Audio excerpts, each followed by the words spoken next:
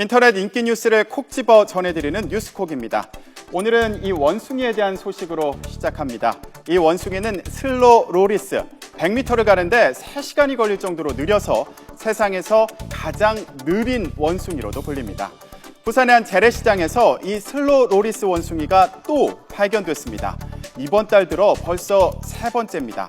어제 오후 시장 통닭집 뒤편에 숨어 있다가 119 대원에게 포획됐습니다. 국제적인 멸종 위기 동물로 학술 목적 외에는 거래가 금지돼 있고 애완동물로도 키울 수 없습니다. 그런데 지난 3일과 13일에 이어 이 시장에서 벌써 3마리째 발견되면서 배경에 관심이 쏠리고 있습니다. 동물보호단체는 밀수 가능성이 있다면서 경찰에 수사를 의뢰했는데 면밀한 조사가 필요해 보입니다. 일본 정부가 일본군 위안부 협상 타결 조건으로 이 위안부 소녀상의 철거를 내건 것으로 알려졌습니다.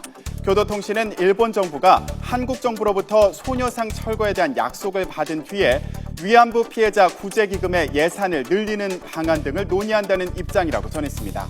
이에 대해 우리 정부는 민간에서 설치한 소녀상에 대해 정부 차원에서 철거를 약속할 수 없다는 입장인 것으로 알려졌습니다. 앞서 일본은 정상회담은 물론 외교부 국장급 협의에서도 이런 요구를 했던 것으로 알려졌었는데요. 또다시 이런 소식이 전해지면서 일본이 반성과 사죄 없이 과거사를 덮으려고만 하는 것 아니냐는 지적이 나오고 있습니다.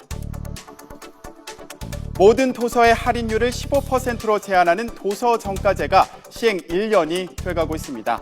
출판사들 사이의 과열 경쟁을 막고 지역 중소서점의 생존을 위한다는 목적입니다. 신간 단행본의 평균 정가가 낮아지는 등 일부 효과가 있었던 것으로 나타나고 있습니다. 그런데 책 판매량은 계속 줄고 있다고 합니다.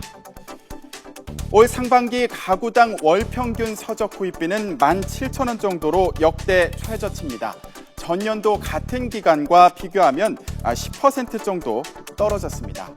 책 판매가 이렇게 감소하면서 도서정가제 효용에 대해 전문가들의 의견이 엇갈리고 있는데요. 누리꾼의 갑론을박도 뜨겁습니다. 책값을 낮춰도 책 읽을 시간이 없는 게 문제라거나 출간된 지 오래된 책이나 또 실용서, 참고서까지 적용 대상이 되면서 실제로 책값이 내린 것을 이렇게 실감하기 어렵다는 반응도 많습니다. 독서의 계절 가을이지만 여러모로 독자들의 마음을 사기는 쉽지 않은 현실입니다. 지금까지 오늘의 뉴스콕이었습니다.